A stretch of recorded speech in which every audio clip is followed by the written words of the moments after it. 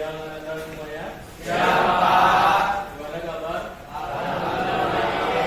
Baik semua ya, alhamdulillah.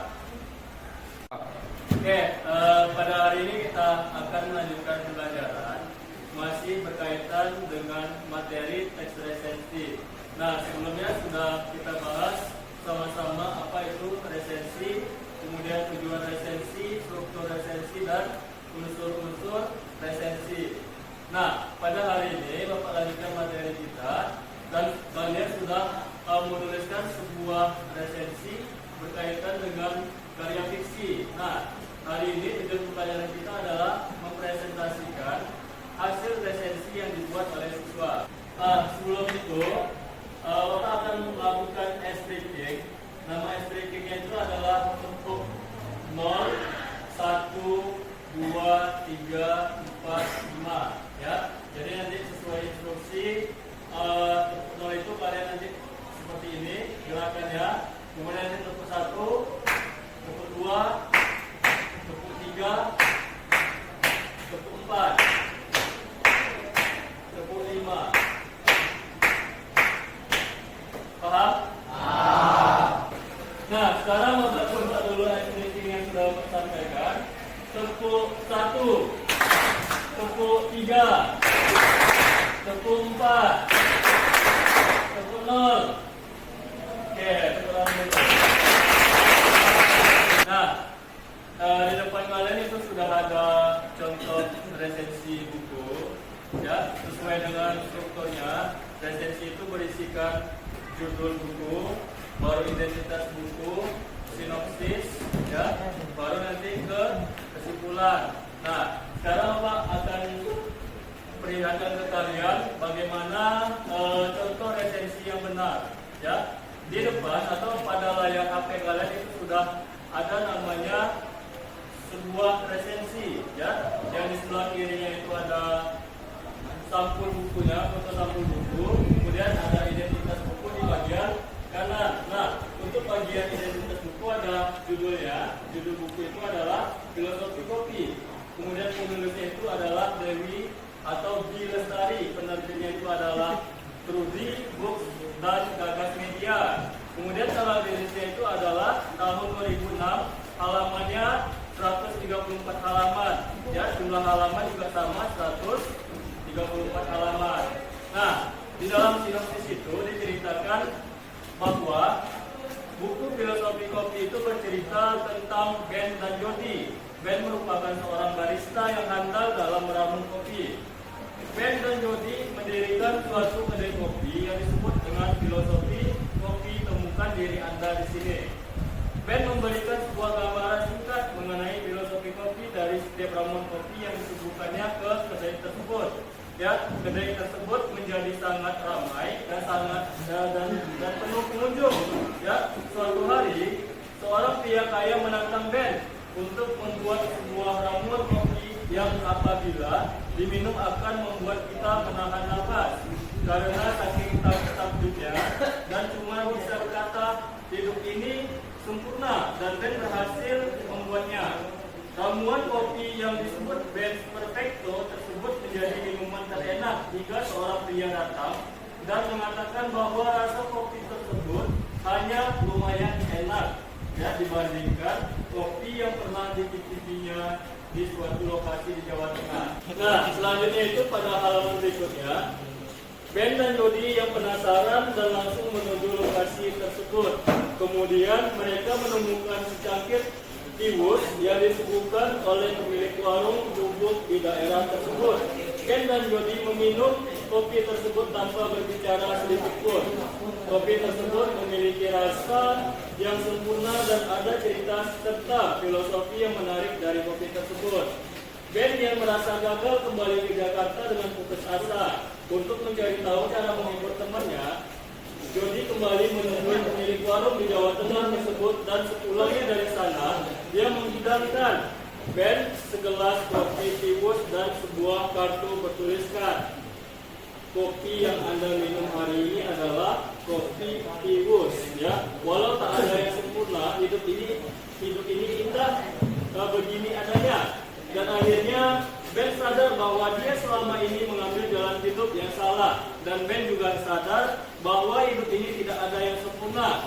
Dengan demikian, Ben kembali sadar dan melanjutkan perjuangan serta hobinya di kedai filosofi kopi. Nah, sekarang kita masuk ke bagian penilaian, yang mana di situ ada kekurangannya. Kekurangan dari novel ini adalah ada beberapa bagian yang menimbulkan kesan monoton, ya, walaupun buku ini berisi kumpulan prosa atau cerita. Untuk kelebihannya, yang pertama memberikan kesan moral, yang kedua penuh makna, yang ketiga memberikan pengaruh positif seperti penuh perjuangan, ya. Itulah bagian dari penilaian. Kemudian disimpulkan ke sana adalah buku ini sebaiknya dibaca untuk SMA, SMK ke atas, karena dalam buku ini memberikan pelajaran pesan moral, pengaruh positif yang ada di dalamnya, atau juga bisa kita sebut dengan rekomendasi, ya, rekomendasi dari resensi yang sudah kita baca. Itu. Oke, penampil berikutnya itu silakan kepada Raja Galia untuk menampilkan hasil resensinya. Silakan.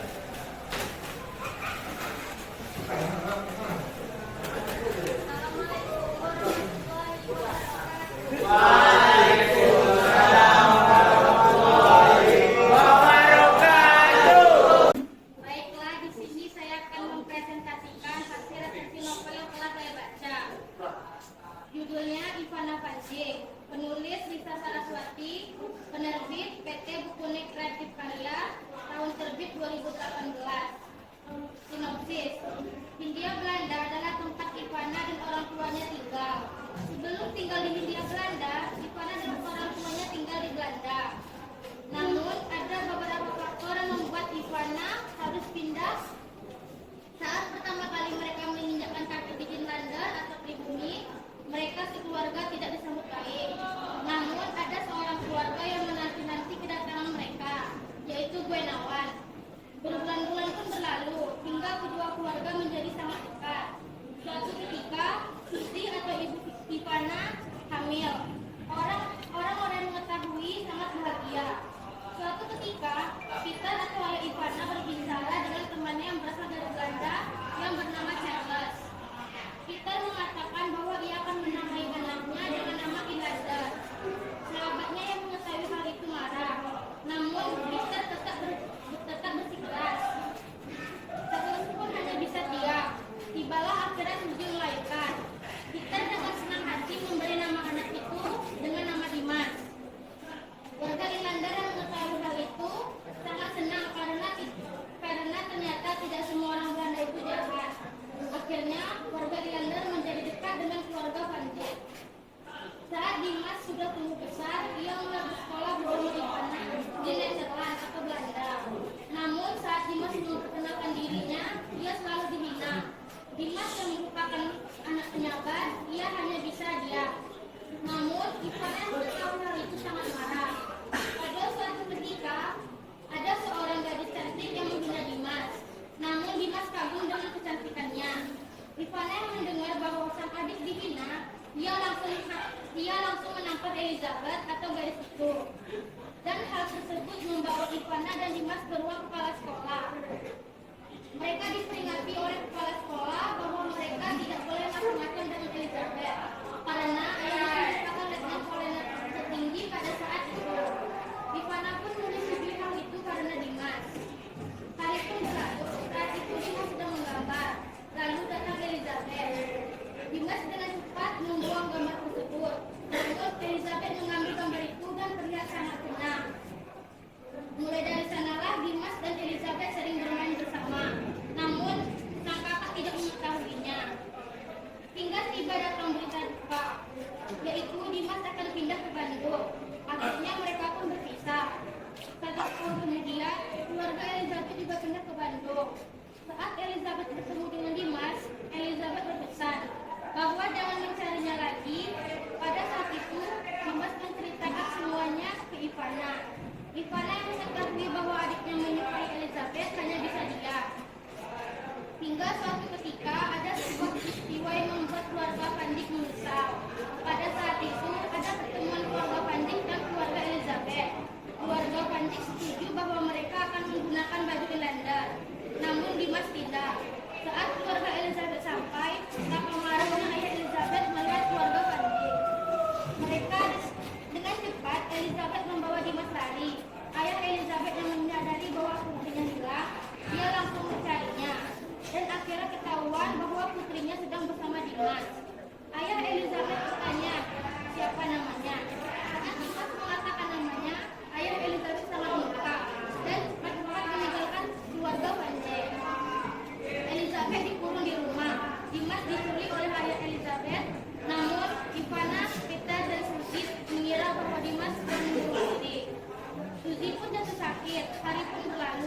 hingga keluarga Elizabeth memberi mayat Dimas pada mereka dengan alasan bahwa Dimas telah jatuh.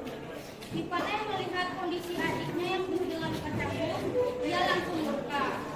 Ibunya yang sedang sakit saat mengetahui bahwa putranya Dimas telah mati, ia langsung tidak ingin sembuh dari sakit dan akhirnya sudi menyusul Dimas. Sang ayah yang sudah capek dengan kehidupan akhirnya mengakhiri hidupnya dengan menggantung diri. Ivana memendam kebencian yang sangat besar. Ivana ingin membalas dendam perbuatan keluarga Elizabeth dan semua orang di Irlanda. Ivana mengubah dirinya dan menjadi wanita pelacur dan mengganti namanya menjadi Anna. Hingga ia bertemu dengan Matsuya atau kolonel tertinggi di Jepang. Ivana selalu dengan Matsuya. Ivana senang karena banyak warga Irlanda dibunuh.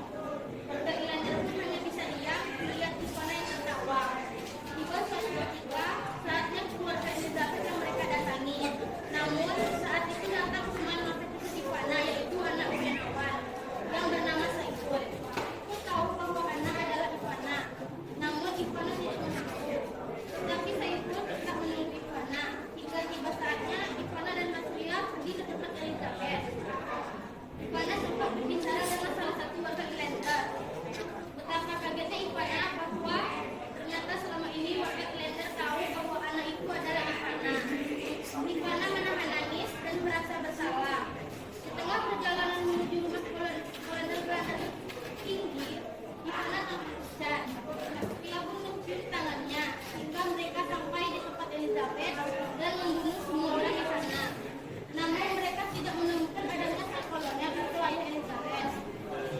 Namun saat itu Matsuya membunuh Ivana. Ternyata Matsuya pria yang dicintai oleh Elizabeth. Ternyata Matsuya pria yang dicintai oleh Ivana ia janji dan membunuh Ivana. Kelebihan rasa cinta yang tinggi antara keluarga Kanzik dapat membuat kita terluka, kebaikan dan ketulusan terhadap sesama. Pada novel ini sangat bagus untuk dijadikan teladan. Kekurangan tidak ada dijelaskan bagaimana Ivana tewas sehingga mengundang penasaran bagaimana Ivana menjadi hantu gentayangan. Yang dilanjutkan. Assalamualaikum warahmatullahi wabarakatuh. Ananda harapkan bisa menyampaikan pesan moral apa yang sudah didengarkan berdasarkan penampilan oleh teman-temannya. Nah, sekarang silakan kepada Zamir untuk menyampaikan pesan moral yang didapat. Assalamualaikum warahmatullahi wabarakatuh. Waalaikumsalam warahmatullahi wabarakatuh. Saya akan membacakan pesan moral dari resensi Rahasia Galia. Jangan memandang seseorang dari sebelah mata, karena kita tidak tahu bagaimana orang itu sebenarnya.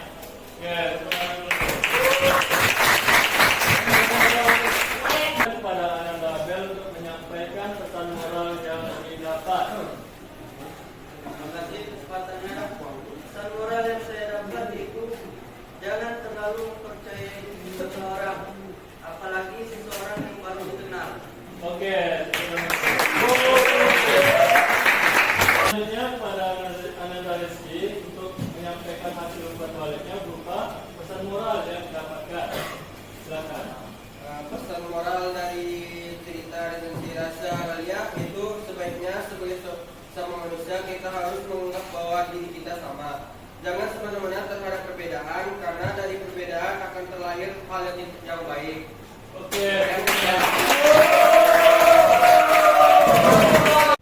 Oke, sekarang saatnya kita menyimpulkan hasil pembelajaran yang mana sudah sama-sama kita pahami apa itu resensi, kemudian resensi, kemudian unsur-unsur, dan yang sekarang itu sudah kalian pahami juga bagaimana cara menulis dan mempresentasikan sebuah resensi. Jadi yang di dalam resensi itu memuat judul buku, kemudian ada identitas buku, kemudian nanti ada bagian isinya dan penutup. Ya, itulah lebih kurang kesimpulan dari materi yang sudah kita bahas pada kesempatan hari ini.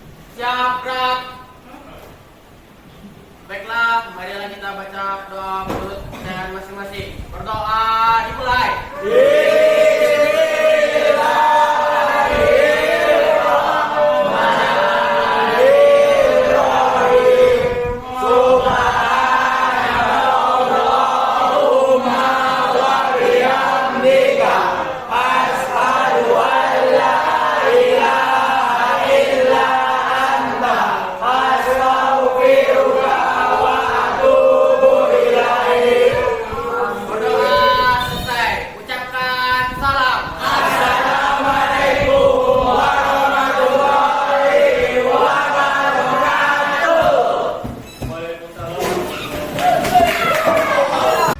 sekian video pembelajaran materi bahasa Indonesia dari kami. Semoga bermanfaat. Salam literasi. Assalamualaikum warahmatullahi wabarakatuh.